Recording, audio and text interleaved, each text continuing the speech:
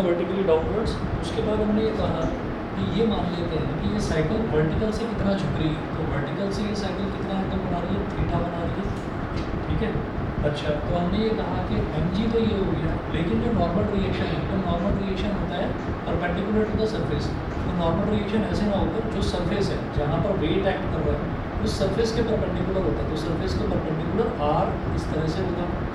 अब आप जैसे ये mg है, mg के जस्ट अपोजिट एक परपेंडिकुलर लाइन ऐसे बना दें, तो आप ये कहेंगे कि ये जो r है ये r तो अलॉन्ग दिस साइकिल हो गया, और ये जो वर्टिकल वाली लाइन है ये इस वर्टिकल वाली लाइन के पैरेलल हो गया। तो इसका मतलब जब इस लाइन के और इस लाइन के बीच में एंगल थीटा बन रहा है तो ये वाला एंगल भी तो थीटा बनेगा, ये वाला एंगल भी तो थीटा बनेगा। कैसे? क्योंकि ये वर्टिकल वाली लाइन और ये वर्टिकल वाली लाइन दोनों पैरेलल लाइंस हैं, ये एंगल थीटा है तो ये कॉरस्पॉन्डिंग एंगल हो गया, तो ये दोनों एंगल थीटा हो गए, ये इस तरह से इक्वल हो गए। उसके बाद हम ये कहेंगे r इधर है तो अलॉन्ग वाला जो कंपोनेंट होता है दैट इज कॉस, तो ये हो गया r cos थीटा, और r cos थीटा पर परपेंडिकुलर वाला कंपोनेंट sin थीटा, तो परपेंडिकुलर वाला कंपोनेंट इस तरफ ले गया, ये हो गया r sin theta, r sin theta r वाले को परपेंडिकुलर मतलब ये r cos थीटा पर परपेंडिकुलर, वही तो r sin थीटा होगा भाई। r अच्छा, जो r cos थीटा पर परपेंडिकुलर, जो r cos थीटा पर परपेंडिकुलर होगा वो r sin थीटा होगा, ये r sin थीटा हो गया हमारे पास। अच्छा, उसके बाद हम ये कहेंगे कि जो सर्कुलर पाथ है ना, जैसे ये साइकिल ऐसे हमने टेढ़ी बनाई है, मतलब ये साइकिल इस तरह से ऐसे आकर घूम रही है, ऐसे आएगी सामने से ऐसे आएगी और ऐसे ये सर्कुलर पाथ मतलब कर्व मोशन ले रही है।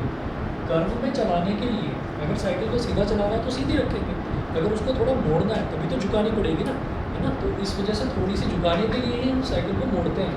तो हमने जब इसको इस तरफ झुकाया दैट मीन्स हम इसको इस तरफ मोड़ना चाह रहे हैं, हल्का सा इस तरफ झुकाया तो ये ऐसे ऐसे ऐसे ऐसे हम इसको मोड़ना चाह रहे हैं। तो जिस भी कर्व के पाथ में ये घूमेगी उस कर्व का जो रेडियस है उसको हमने स्मॉल r ले लिया, तो स्मॉल r मान लीजिए यहाँ तक, ठीक है, हो सकता है थोड़ा और आगे तक, तो हमने कहा स्मॉल r लेना।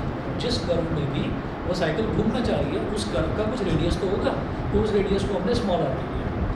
अच्छा जी, अब जरा देखिएगा यहाँ पर ये बोल रहे हैं suppose the cyclist bends inwards through an angle theta from the vertical. हमने ये कहा कि साइक्लिस्ट जो है वो थोड़ा सा अंदर की तरफ ऐसे मुड़ जाते हैं थ्रू एन एंगल थीटा मतलब वर्टिकल, वर्टिकल के साथ एंगल थीटा होता है। The horizontal component r sin theta of the normal reaction capital R provides the centripetal force। हम ये समझ गए कि ये जो r sin theta है, ये जो r sin theta है ये हॉरिजॉन्टल के अलॉन्ग है, तो यही उसको सेंट्रीपिटल फोर्स प्रोवाइड करा रहा है। मान लीजिए कि जैसे साइकिल है तो साइकिल हम ऐसे मोड़ रहे हैं, इतना मोड़ रहे हैं, हम ये कहेंगे कि इसको कंप्लीट करें तो ये एक सर्कुलर पाथ बनेगा, तो इसका जो सेंटर है वो ये हो गया, तो सेंटर की तरफ लगने वाला जो फोर्स होता है ना उसी को सेंट्रीपिटल फोर्स बोलते हैं। तो हमने ये कहा कि जब ये ऐसे टिल्ट हो रखी है साइकिल और ये ऐसे मुड़ती हुई आएगी, ऐसे जाएगी, ऐसे आते हुए ऐसे मुड़ेगी, ऐसे मुड़ेगी, तो सेंटर यहाँ कहीं होगा, तो सेंटर की तरफ लगने वाला जो फोर्स है दैट इज सेंट्रीपिटल फोर्स। वो कह रहे हैं कि ये जो सेंटर की तरफ वाला एक ही तो फोर्स है r sin थीटा, तो यही सेंट्रीपिटल फोर्स प्रोवाइड करा रहा है r sin theta.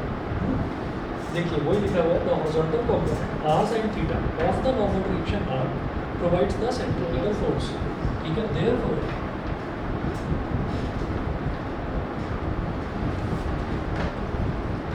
r sin theta is equal to mv square upon r। क्यों? क्योंकि ये जो r sin theta है यही आपको क्या प्रोवाइड करा रहा है, सेंट्रीपिटल फोर्स।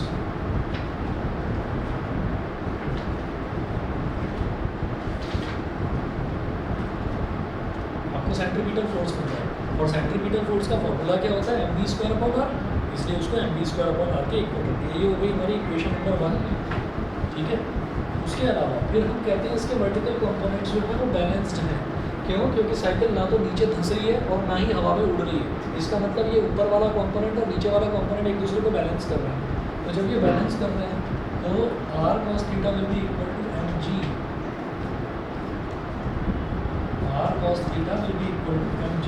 ये हो गई हमारी equation number 2।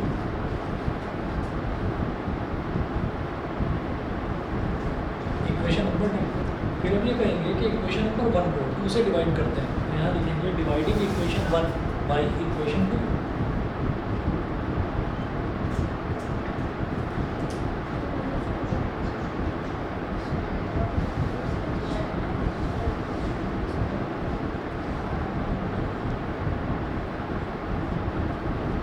Dividing equation 1 by equation 2, equation 1 को 2 से आप डिवाइड कर दीजिए। तो r sine theta upon r cos theta, r sine theta upon r cos theta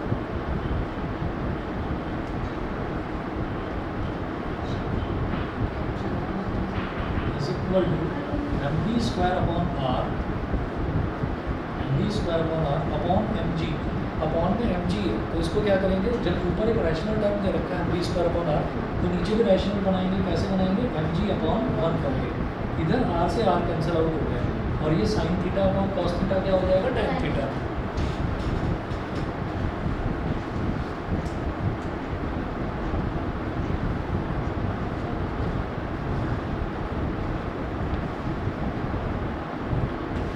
तो ये हो गया हमारे पास tan theta is equal to, ऊपर भी और नीचे भी जब रैशनल नंबर होता है तो सबसे ऊपर वाला टर्म सबसे नीचे वाले से मल्टीप्लाई होकर न्यूमरेटर में आ जाता है।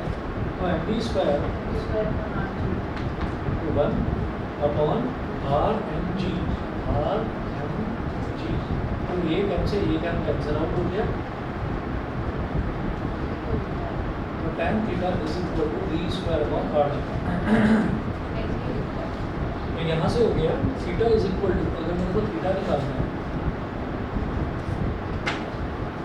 Theta is equal to tan inverse b square upon r जी,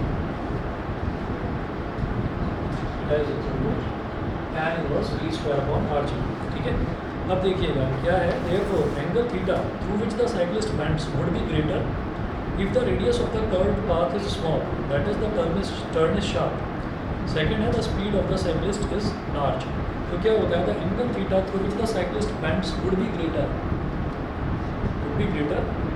देखिए ऐसा होता है। जो tan थीटा है ना, tan थीटा का अगर आप सिंपल 10th क्लास तक भी जो आपने टेबल करी थी ना tan थीटा की, वो ऐसे बनाते थे 0 डिग्री, 30 डिग्री, 45 डिग्री, 60 डिग्री और 90 डिग्री। और जब हम tan थीटा की बात करते हैं तो tan थीटा की वैल्यू क्या होती है, 0 डिग्री पर 0, 30 पर 1/√3, 45 पर 1, इस पर √3 और इस पर इन्फिनिटी।